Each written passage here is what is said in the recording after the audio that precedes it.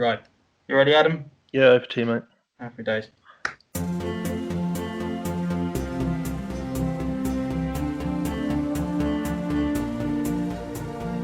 Good morning, good afternoon, good evening, whenever you happen to be listening to another episode of the Non League Nosh. I am James, and as always, I'm joined by my co-host Adam. How are you doing this evening, sir? Yeah, very good, thank you. I've had quite a funny day, to be honest. Food delivery came today. Marvellous. So I've been doing my cooking, as the listener will know, and been sort of working that out. And I use this HelloFresh, so they send all my ingredients to the door. And this week I was due one asparagus. No, not one asparagus. Sorry, one lemongrass to help with one of the Asian meals. They picked up one bundle of them, so I got 50. Jeez. So if anyone knows what I can do with 50 lemongrass, which have got a best before date of about 5 days on them, let me know. And just to clarify from a YouTube perspective, we are not sponsored by them. Although if they do want to get involved, I wish they would. Save me 50 quid a week. We are living in a strange time, Adam, where earlier on today, when you sent me a picture of a loaf of bread that you've made, I was thinking, where are we living in? What the hell is going on with our lives? So chuffed with myself. I'm getting so old, mate. Like, loaves of bread about the most exciting thing we've got going on right now. Well, you say that, but have you seen our guest? Well, that's it. My day's about to get topped. When you said that we had Jamie coming on the show, honestly, I nearly fainted on the sofa. As a Norwich fan, this is just perfect for me. I'm an Ipswich fan, but I went for the non-league element. We've got the chalk and cheese going on here. I'm absolutely delighted to say for today's show we've got none other than the man who does not know when to stop, Jamie Cureton. How are you doing, sir? You all right? Evening, guys. Yeah, very well, very well. I've been baking myself, actually. So good man. I've been banana breads and banana muffins and bits and bobs, so keeps you occupied. I don't mind a bit of baking. I make Christmas cakes and stuff, so it's given me a bit of time to do a bit more. I'm on the learning phase.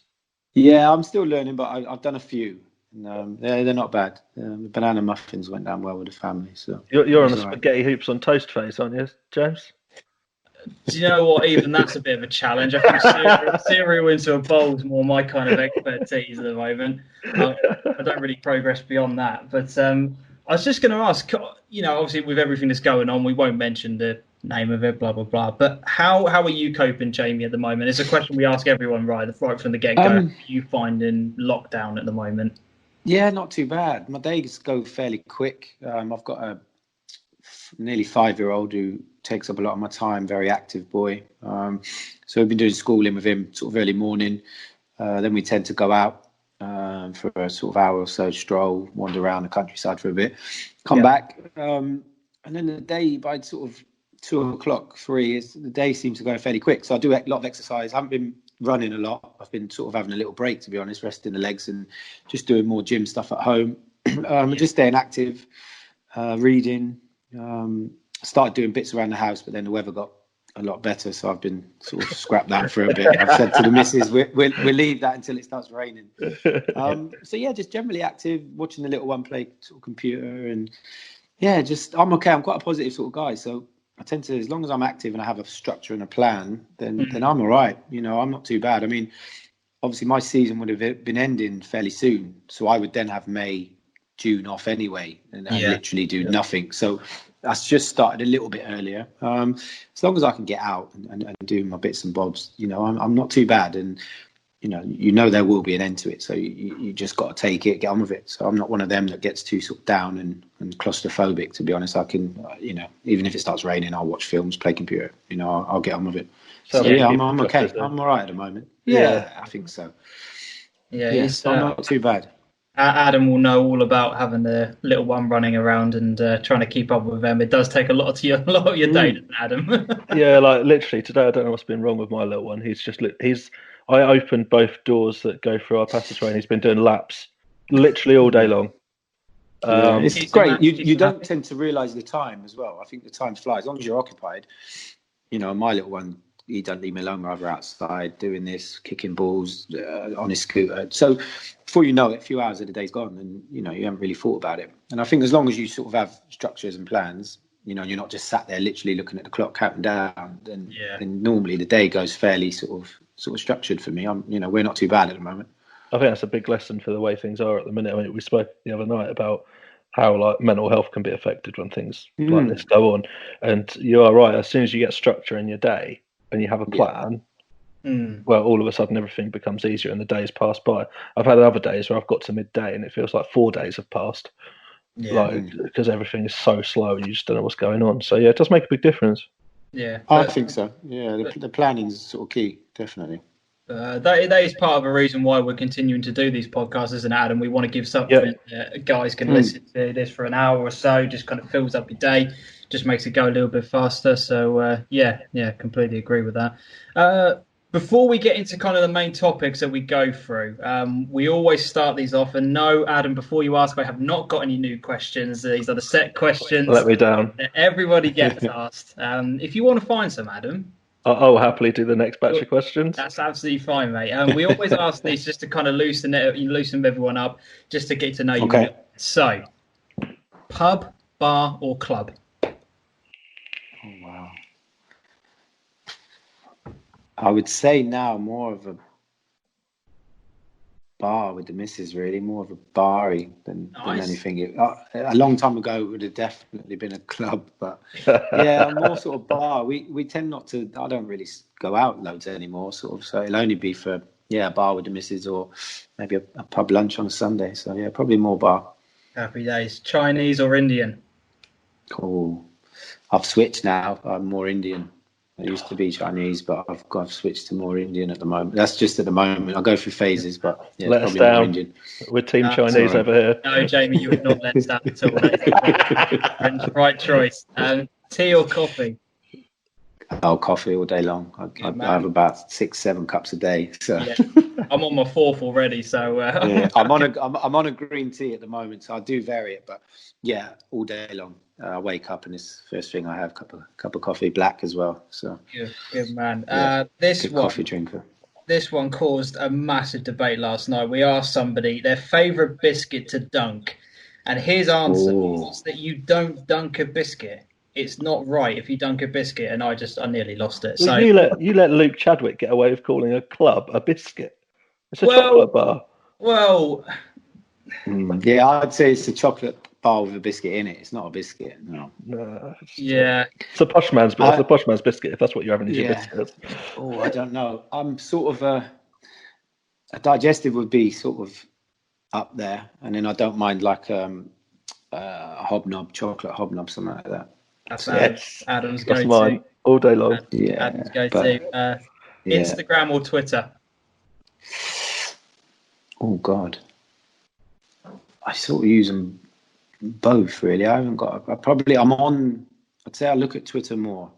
For news and stuff. But I do tend to use both. I've used both of them a lot more since we've been doing this sort of lockdown stuff. But I tend to do probably more Twitter than anything. I don't post loads of pictures, but I've started to do more just because I'm home a lot more and more time and stuff. But my missus is on Instagram constantly. She does my edit, but probably more Twitter just for reading stuff. It's good to sort of flick on it and you can catch up with stuff sort of straight away news wise, and that's why I tend to go on there more. I found your Twitter really interesting lately, where you've been putting up yourself in all the old shirts and stuff. I just thought it was a bit of fun. So.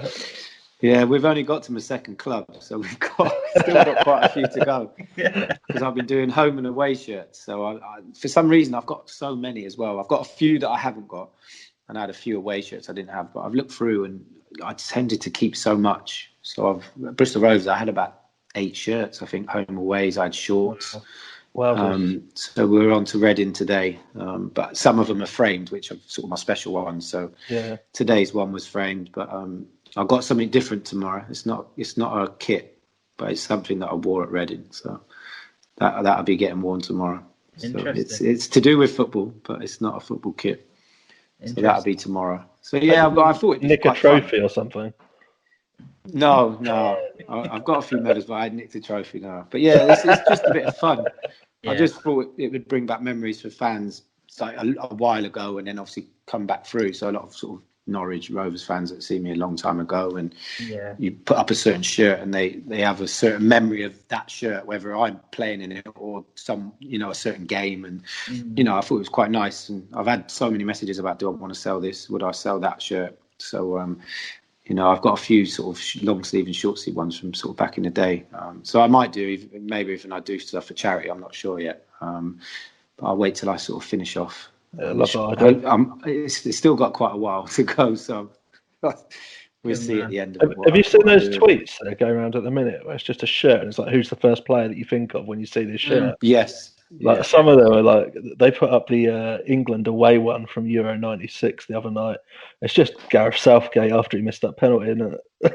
Oh, is that the grey? Is that the grey? The grey one, yeah. Yeah. As soon as it came up, it just made me feel sad. Yeah, I'm sure some of the shirts I've put up, probably a few fans have thought of a heavy defeat or something. But yeah, it's just, I just thought, you sat home doing nothing. I get the missus to take a quick picture in the garden, and it shows the shirt sizes as well, the difference. I mean, I haven't put a shirt on that's sort of not come above my knees at the moment. They're massive, and the wingspan on the long sleeve is terrible. It sort of shows a lot of especially the youngsters, that not all kits used to be fitted. It was, this is what you're wearing, and that's it. You've got no choice in it. And a lot of them are, I don't know how I played in some of them. I've put that on with the shorts and thought, my God, I used to run around in this. They're massive. But, that's for being such an old guy, I suppose. We've had to put up with it. Definitely, nice one. Favourite artist or band? Oh, God. I'm a bit of a hip-hop sort of old sort of guy, so Biggie Smalls was probably one of my favourites back in the day. Nice. Yeah. Gone back a bit there, haven't I? That's a complete... It's a good one.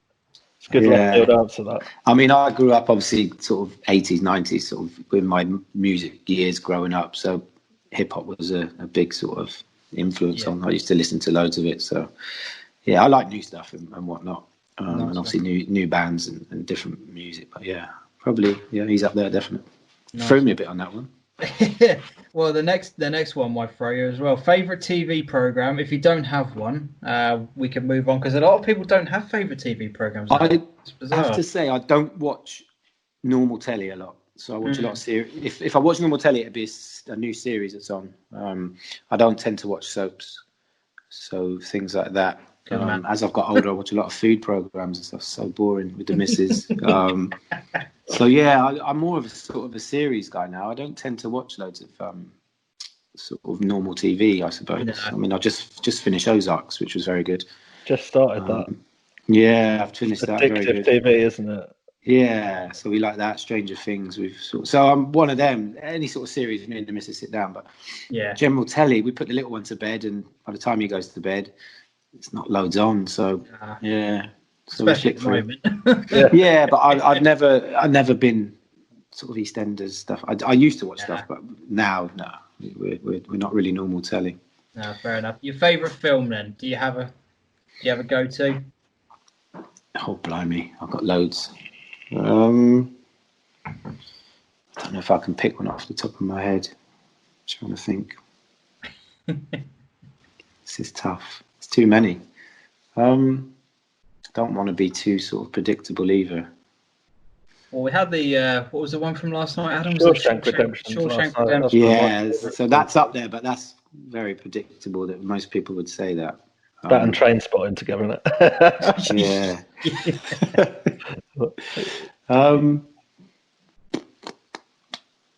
We can skip past it if there's too many. Yeah, I'm struggling for an actual favourite. I watch loads of films. I'm very much. I'll sit there. I used to go cinema on my own. I'm very much a bit of a freak on film, so it's hard to pick. My missus thinks I'm weird, but she hates the cinema, but I'll go on my own. No worries. So I'm a bit of a Marvel fan as well. So any sort of ones like that. Yeah, I love all that. Yeah, I love Marvel stuff. So good man. A bit different. Cats or dogs? Oh, dogs. I don't like cats, and they don't like me. So I had a bad experience with a cat when I was young. When my auntie's cat scratched me, white one. I was only really young, and since then I've always found them very sort of conniving and whatnot. So I don't trust cats. So I trust dogs. I've had dogs before. I've had 2 Dobermans and love dogs. But yeah, cats, I've always, I'll smooth them, but I'm always very wary of them. So whenever I go around friends' houses, and I'm always like, just don't, they want to sit on your lap, and I'm like, yeah, okay, but I always think at some point they could sort of switch. So I'm a bit very wary. My missus, one of her best friends had a Bengal, and I was like, we used to sleep around the house, and when we'd go out, I used to get the door shut because like it was massive, big Bengal sort of thing, and he used to scratch the door, and I was like, no, it just didn't. They just got a thing about them, so I'm not really a cat guy. That is probably one of the best answers that we've had so far. That is superb. Sky or BT? Oh, Sky. Good. Yeah. It's good. And other than football, your favourite sport? Do you have any others you follow regularly or closely at all? Not regularly. I like sort of American sports, American football, basketball. I don't follow them loads, but I enjoy watching them. Who's your American football team? Do you have one? I had one when I was a child. So when I grew up, again, sort of 80s, I was a Redskins fan. Wow. Oh, okay. So that was when I was a kid. So when Walter Payton and the Fridge and that were in the Chicago Bears. So I would have probably been sort of 10. So that was American football. That's when I used to follow it. I've not followed it since, but obviously Redskins aren't the greatest at the moment. Right. So yeah, and then basketball, when it's on, I'll sit and watch it. I don't really have a major team with them, but just enjoy watching it. But all sports, especially the major events. So I watch cricket, golf, anything that's major, tennis. I watch them all. I'm always interested in sports, but not one I would say, right, that's, I'm not a keen golfer. I watch everything that's on, but I suppose my life's taken over by football, really. So I'd watch that over anything. And at the moment, that's on constantly. So definitely. Now, we do have other questions, but I'm going to ask those more towards the end because they do fit into the football kind of side of things. But okay. I like those. That cat answer absolutely that had me. Someone has sent me a cat in the post or something now. I don't know. So let's move on to. I want to get your thoughts on what is going on at the moment with the current season, decisions that have been made. We talk about it all the time on the show, with us being non-league focused. Where do you sit on the issue with the season being cancelled for the steps 3 to 7 at non-league, and yet still undecided with 1 and 2 of non-league? We sort of elevated our discussion, didn't we, yesterday, a bit around that, James, about the fact that it looks like they want to play it higher up the pyramid. Yeah, with the EFL and the Premier League very keen for a June date. They've got that kind of target in mind. Where do you kind of sit on the fact that non-league's just kind of been, right, that's cancelled, but higher up? I'm disappointed, really disappointed. I mean, I don't think the decision needed to be made when it was. Because you only have to look at non-league. No one sort of gets paid anyway. So all non-contracted players won't get paid. So there was no other, I would say, especially at the lower levels where clubs were going to keep having expenditure for players. Obviously, the odd bigger clubs at non-league have some contracted players, and they would obviously have to sort that out. But majority of clubs that I've been in, especially even when I left Stortford, we only had two contracted players. So you'd sort of look at it and think, well, surely there's enough to keep it going and wait and see. You could have called it off at any point.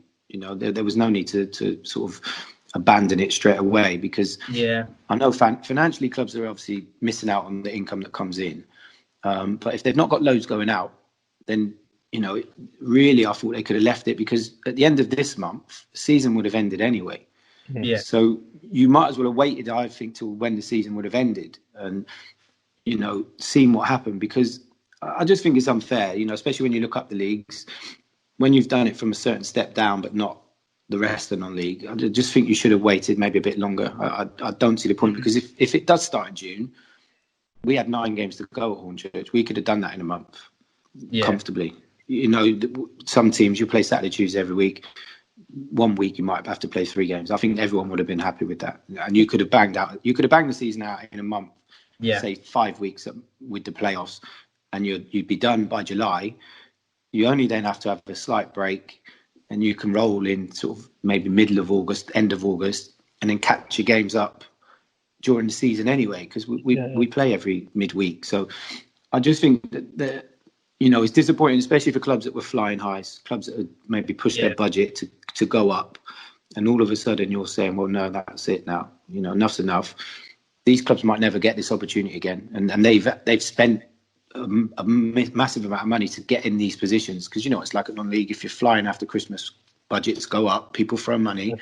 If they've done that and suddenly we've gone, well, sorry, no, that's it, you might be top of the table. I mean, some clubs have been near enough promoted, and you're then going, that's it. Well, they might not have the finances to do that again next season, and that's their sort of opportunity gone. I mean, the only people it suits are the teams at the bottom. Mid-table teams don't care because they're mid-table. Top teams are going to be fuming. It's only going to be the teams, probably the bottom. I think the bottom 6 in our league were in trouble. Any one of them could have gone down. So they're the only teams that would be happy with it. No one else in the league. The middle tables, like I say, don't really care.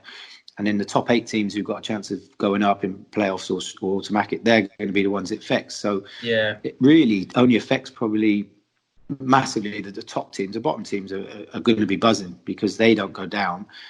They can then restructure and everything else and stuff. So I was disappointed, especially being Hornchurch. We were 3rd. We had Worthing to play, who were top. We had a decent run in. You had a chance of winning the league, but if not, you had a chance of playoffs. Who knows if Hornchurch put the same team together next year or the same sort of luck they get.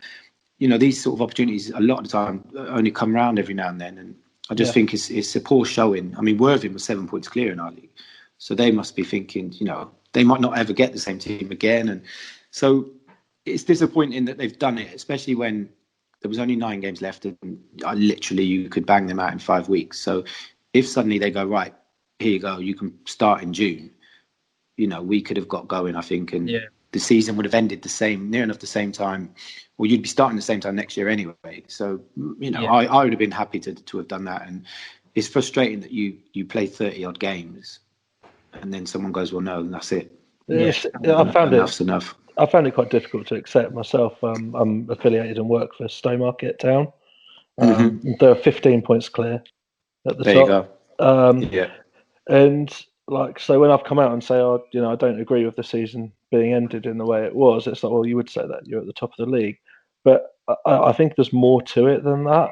There's teams that are already promoted that have now lost that, which I think is, I can't understand how you can even take that away. That doesn't even work in my mind. I think it's quite interesting to have someone in that's so firmly in the camp of, we just should have waited. Because most people that we've spoken to have said, oh no, this decision or this decision. And I think there is a real logical argument towards the whole thing of what would everyone do if everyone was given this longer period of time? Because different leagues seem to have jumped at different points. And like you say, the number of contracted players is relatively low. I don't think there'd be a lot. I mean, even the game they called off, we could have played that Saturday and we had a game on the Tuesday. And because of the Arteta thing and the Premier League shut down and it knocked on, we had a home game. I think it was Worthing. We could have played. I mean, Cheltenham went on with 70,000 people every day. At the max, we would have had 500, let's say, and we would have played on the Saturday and the Tuesday. Cheltenham didn't start till the Tuesday, and yet they had 500,000 people walk through the door. But our leagues all followed suit. It was like, because the top teams had done it, which I get. They had people that had it. They had 60,000 people going through their gates. Yeah, we sort of jumped on the bandwagon.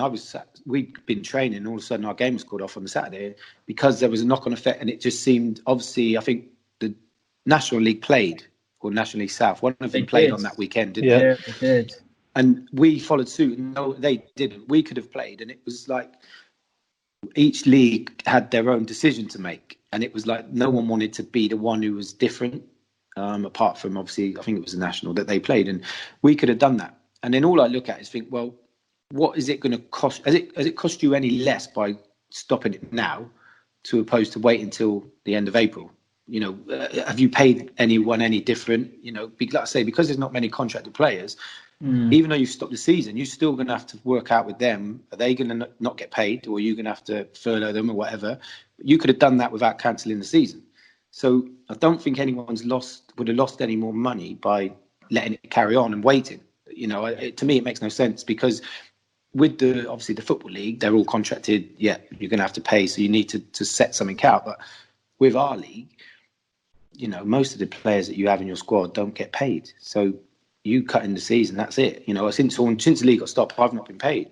So it doesn't affect me if they go, well, we're going to wait until the end of April to cancel the league. The same things would have been, the outgoings, I don't think would have been any more. So it just seems that there was less care with the non-league, and it was like, no, just do it. Are you aware of much player movement as well since everything has been cancelled and called off? Because one of the things that I assumed would happen would be a mass release of players from clubs, but I haven't really seen that myself. No, I've had actually phone calls from clubs asking what I'm doing. Yeah.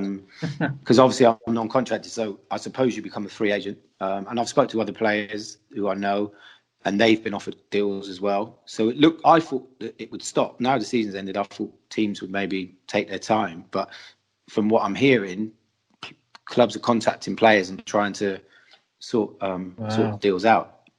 So seems everyone's everyone seems to be jumping ahead, thinking, well, maybe not everyone will do this, so maybe we can speak to this guy now. And if he hasn't spoken to anyone else, and people seem to be. I mean, I've had a couple of phone calls and offers already. Wow. So people don't seem to be too bothered about that. So there you go. People are preparing already. That's interesting, isn't it? It's like you get in one hand, you've got the FA saying, "Oh, your teams can't afford to pay players," and on the other hand, you've already got the managers with the authority to with say, their budgets. Yeah, go and play. Go and, Yeah, well, I've got a friend of mine who I played with and managed at Stalford, and he's already been offered a deal. So they know their budget. They must do, the club that are speaking to him. So if you're saying that, these clubs have got their set budgets already, and we don't even know when the season's going to start next year. So equally, on the other hand, James, I know you've done a bit of research. A lot of teams have gone, haven't they? Well, yeah, the amount of teams that have already dropped out of so many different leagues, they've already made the decision the moment it was announced that the season was going to be expunged that they just can't financially do it. They've had to either drop out completely, or they've gone to they've gone down to the next league, or the reserves have had to fold as a result of different bits and pieces. Leave so many different players. That could have all been avoided if they would, as you said, just simply waited to find out what was going on. Because when they initially made the decision to do that, we were still right at the very beginning of all of this, where the country didn't know what they were doing, let alone the FA. So it's it still gripes me a bit that we've lost football clubs because of this decision. Already. And as I said, when you then see that the EFL are making such an effort to get back into it by June, that's where, for me, I have an issue with it. That the non-league was just very quickly, right, let's just put that to one side. That doesn't matter. That's how it feels in my head. They don't matter. Let's just cancel that. Whatever happens next season, if there isn't, whenever it starts next season, whatever happens with them happens. But let's focus on where we can influence things. As we said last night, Adam, money talks. 100%. Yeah, definitely. You know what I mean? It's tough, but it's interesting to get your thoughts on it, to be honest. Because as Adam said, we've had a lot of people saying, well, I would go for points per game, or we've had people saying, you finish the season here and this is the results and this is what we do, or no, they've made the right call. But you're the first person to actually say, let's just pause. And it seems a logical thing to do for me. Just wait. Let's see what happens. And it just seems, the decision seems now to be made ages ago for me. It seems such a long time that they decided to say that's it. Yeah. And I just think that no one knew, the whole country didn't know what was going to happen and stuff. Yeah. So it was just, sit tight. I don't think by waiting it would have harmed anyone. I think it's done more harm by saying that's it, we're done. I think that's harmed clubs more than just saying, okay, we'll wait and we'll go by the government and see. And, you know, like I say, if the Football League start in June, why couldn't we have started in June? It makes no sense to me. How did the clubs would still get their income back in through the gates, wouldn't they? You know, how did your team react then to that news when it did come through? Yeah, we were disappointed. I mean, we'd been training when our game got cancelled because we went on lockdown. We'd been sort of training. We'd been going in we had a voluntary basis. We wanted to go and train to stay fit because we didn't know if the season was going to start again sort of quite quick. So I think they accepted it because I think they knew how serious what was going on. I think they accepted sort of a break, which we all were quite happy with. We understood that. I think when it was decided to finish, I think they were gutted because I'd obviously not long joined really. And a lot of these boys have been there through pre-season and worked their socks off to get in the position they were in. And just for someone to say, you know, that's it, whatever you've achieved now is done. I think that they were disappointed with it because, you know, we felt we had a good group that could have achieved something. But I suppose in the end, you know, most people just go with things. No one really speaks up because half the time it's pointless because, you know, these decisions are made. But yeah, I think if you ask most of them, I think most of the people I've spoken to would have said, well, why do it so quick? It seemed quite hasty to just go, bang, there you go. You know, when you're looking at everyone else, and I know it's because it's more money, but they're all waiting. So, like I say, to me, it just seems the sensible thing to do is go, right, hold fire, and you know, we'll let you know. You know, no one was going anywhere. You know, so if they suddenly decided to go, right, we can start at this date, then everyone would have been prepared. But you know, by cancelling it, I just didn't see what it achieved. You know, I don't think it's achieved anything by saying that's it. You know, we're all just sitting here now, just waiting for you to now tell us when the season is going to start. Yeah, when can we start again? So we would have only been sitting here waiting for you to say when can the season restart. So we're all sat in the same position. So it just seems a bit crazy that you might as well have just waited. If you knew that was the decision, just hold it and just say, okay, this is what we can do. If it comes down to it, we'll cancel the season. But why let everyone know that? Just hold that because things might have changed and you could have gone, right, we can restart. But it just, I don't know. I find that when people seem to make big decisions, the sensible and simple things seem to get overlooked quite a lot for me. And we make things so complicated, you know, and you just think, well, some things are very simple and just relax and wait. And if that's your decision, fine, but let's hold on to it a bit. You know, you could have made that decision another 3 weeks. But, you know, it's a strange one. Yes. Yeah, we tend to make things very difficult. I think giving it another couple of weeks or so, the right discussion for us to have on here with someone would be, you know, when would it be right to get back to football and what would the right environment be? And personally, I'm really, really strongly of the opinion that you shouldn't start playing games behind closed doors because I think there's still a risk there. And the football isn't as important as the risk that something could go wrong on a health basis. So there's a discussion to be had there, and like you say, I think it is very much at the moment a question now of when can we continue? Yeah, definitely. And how? Yeah, I think that's all you have to do is wait, and you know, I'm sure the Premier League and whatnot will restart. It's just how and when they do that, because what's at stake for them to do what they've done to us, there would be uproar, you know, finances, people suing, it'd be carnage. So I think that that they will finish that, however they do it. They'd sooner play Zorb football to see out the season, just to protect themselves from germs, than they would to actually cancel it. So that's Jamie's thoughts, everyone. Let us know what you think. What is the right decision to do by letting us know down in the conversation. I'd love to hear your thoughts on the matter.